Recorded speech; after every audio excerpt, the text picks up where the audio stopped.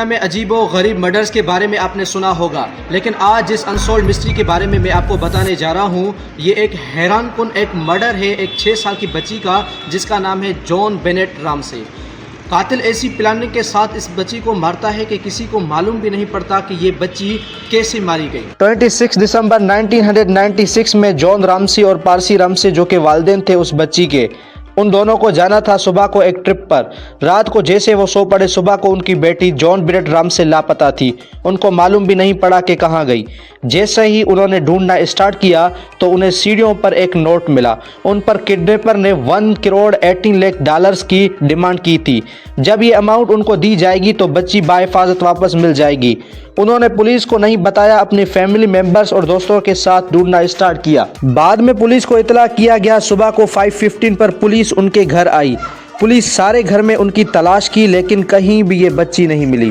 لیکن باہر تہہ خانے میں کسی کا بھی دھیان نہیں گیا۔ پولیس نے ان کی فیملی ممبرز کو کہا آپ باہر جائیں، دیکھیں کوئی مسئلہ تو نہیں ہے۔ جیسے ہی باہر انہوں نے تہہ خانے میں دیکھا، اس بچی کی لاش پڑی تھی، ایک سفید کمبل اس کے اوپر تھا جس سے اس کی لاش ڈھکی ہوئی تھی۔ اس لاش کو انہوں نے اٹھایا اور اوپر لے گئے۔ جان بینٹ رامسے کی لاش کو جب پوسٹ مارٹم کیا گیا تو پتہ چلا کہ اس کی موت کی وجہ یہ ہے کہ اس کو ڈوریوں سے ان کے گلے کو دبایا گیا تھا اور ان کے ہاتھوں کو بھی ڈوریوں سے باندھا گیا تھا، لیکن اس کے ساتھ کسی بھی قسم کا ریپ اٹینڈ نہیں کیا گیا تھا۔ جان بینٹ کے لاش سے ایک شوز کا پینٹ ملا تھا، لیکن ان کی فیملی کے علاوہ کسی کا بھی نہیں تھا۔ اس کے علاوہ تہہ خانے میں کھڑکی بھی موجود تھی جس کے بارے میں یہ کہا گیا کہ قاتل یہاں سے داخل ہوگا۔ جب مزید تفتیش کی گئی، پولیس کو سب سے زیادہ شک جان کال پر ہوا۔ انہیں 2006 میں گرفتار کیا گیا۔ اس نے اعتراف کیا تھا لیکن ان کو پولیس نے چھوڑ دیا کیونکہ جان بینٹ کے لاش سے کسی بھی قسم کا ٹریک نہیں ملا، اور اس کے علاوہ جان بینٹ کے لاش پر خون کے قطرے بھی ملے تھے۔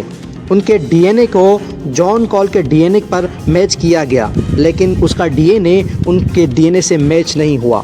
اس کے بعد اس کیس کو تمام لمبے عرصے تک چھوڑا گیا۔ اس کیس کی 2 تھیوری سامنے آئی، ایک تھی فیملی تھیوری اور دوسری تھی دخل اندازی کی تھیوری۔ جو رقم قاتل نے مانگی تھی وہ رقم جان رامسے کو ایک شاہ کے شو میں بونس کے طور پر ملی تھی، اس لیے قاتل نے وہ سیم رقم مانگی تھی۔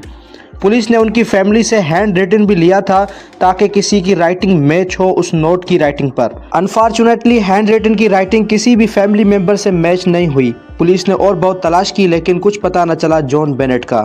لیکن پھر سے 2010 میں اس کے باڈی پر خون کے قطروں کی جانچ کی گئی، پتہ چلا کہ ایک نہیں 2 آدمی کے بلڈ سیمپل ہے۔ 2016 میں یہ اعلان کیا گیا اب اس ڈی این اے کو کولراڈو برفیو آف انویسٹیگیشن بھیجا جائے گا جہاں اس کی مزید تفتیش کی گئی۔ ناظرین، جان بینٹ کا کیس آج تک اوپن ہے اور اس کا کوئی بھی قاتل نہیں ملا۔ اس کا قاتل کون تھا، اس کو کیوں قتل کیا گیا، اس بات کی وجہ آج تک معلوم نہیں۔